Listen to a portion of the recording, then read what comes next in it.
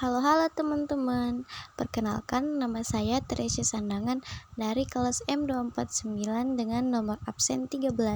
Jadi kali ini saya akan membahas tentang makanan sehat dan gizi seimbang. Seperti apa penjelasannya? Yuk disimak di video selanjutnya. Nah, yang akan pertama kita bahas itu pengertian makanan. Apa itu makanan? Jadi, secara umum, makanan adalah segala sesuatu yang dikonsumsi oleh makhluk hidup, terutama manusia dan hewan, yang mengandung zat-zat gizi yang dibutuhkan untuk pertumbuhan, perkembangan, pemeliharaan tubuh, serta penyediaan energi.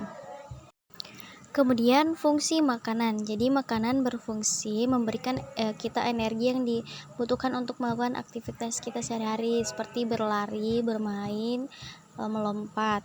Kemudian untuk pertumbuhan, jadi membantu pembentukan sel-sel baru sehingga mendukung pertumbuhan terutama pada anak-anak dan remaja. Kemudian yang ketiga, perbaikan dan pemeliharaan jaringan tubuh. Jadi tubuh kita secara alami memperbaiki jaringan yang rusak dan makanan membantu proses ini. Nah, yang keempat, untuk perlindungan tubuh dan daya tahan. Jadi, makanan memperkuat sistem imun agar tubuh tidak mudah sakit. Kemudian mengatur proses beberapa zat gizi berperan dalam mengatur metabolisme seperti menjaga keseimbangan suhu tubuh dan fungsi hormon. Nah, sekarang kita masuk di bahan dan zat makanan. Jadi, bahan pangan terbagi menjadi dua, yaitu nabati dan hewani.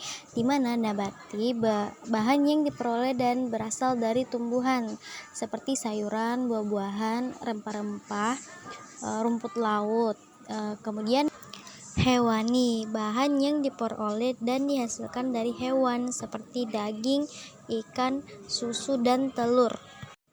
Nah, fungsi karbohidrat. Jadi fungsi karbohidrat itu penyediaan bahan pembentukan protein dan lemak, penghasil energi dan penjaga keseimbangan asam dan basa. Contohnya jagung, gandum, dan kentang. Kemudian fungsi protein. Jadi fungsinya itu sebagai zat pembangun sel baru, pengganti sel-sel rusak, menjaga keseimbangan asam dan basa. Contohnya protein ini dari nabati dulu itu ada tahu, kalau dari hewani ada keju. Kemudian fungsi lemak sebagai sumber energi dan pelarut vitamin A, D, E, dan vitamin K, sebagai pembangun bagian tubuh tertentu, sebagai pelindung organ-organ dalam, dan pelindung tubuh dari suhu rendah. Contohnya itu ada alpukat dan mentega. Kemudian fungsi vitamin, yaitu menjaga kesehatan, mengatur metabolisme dan pertumbuhan. Kemudian fungsi mineral untuk pembentukan hormon, tulang, gigi, dan darah. Kemudian air. Air merupakan hal terpenting dalam kehidupan manusia. Fungsinya mengangkut nutrisi, mengangkut sisa-sisa metabolisme sebagai media berbagai reaksi kimia dalam tubuh dan sebagai pelarut zat tertentu. Kemudian kita masuk ke dalam kecukupan gizi yang dianjurkan. Nah, AKG, apa itu AKG? AKG adalah singkatan dari angka kecukupan gizi, di mana ini adalah jumlah zat gizi yang perlu kita konsumsi setiap hari agar tubuh tetap sehat dan kuat. Kemudian gizi seimbang berarti kita makan berbagai jenis makanan dengan porsi yang tepat.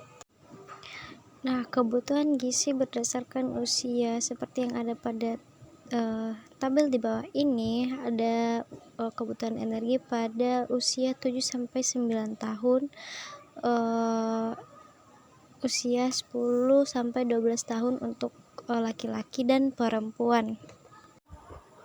Nah, adapun pedoman susunan makanan sehat. Nah, itu adalah panduan untuk membantu masyarakat memilih dan mengonsumsi makanan secara seimbang guna menjaga kesehatan tubuh, mencegah penyakit, dan mendukung pertumbuhan dan perkembangan.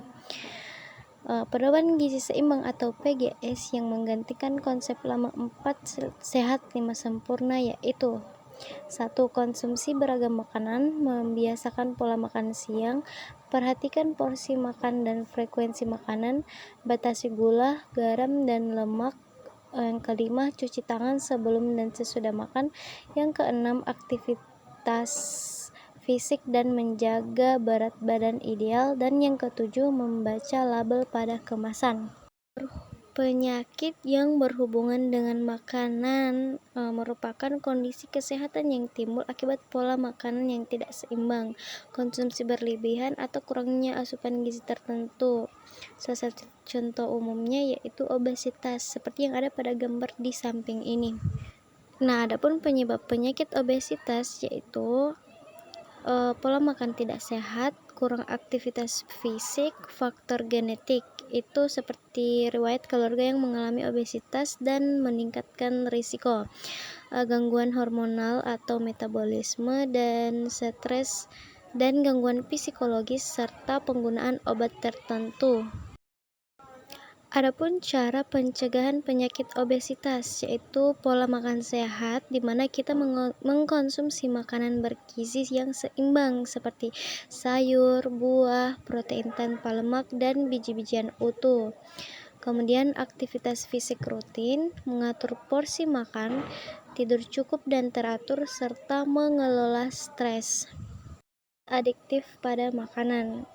Zat adiktif adalah bahan yang ditambahkan ke dalam makanan atau minuman dengan tujuan tertentu seperti meningkatkan rasa, warna, tekstur, daya tahan, atau nilai gizi.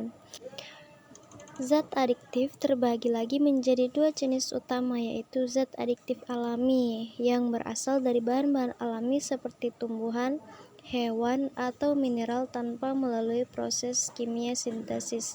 Contohnya pewarna alami, pemanis alami, pengawet alami, dan penyedap alami.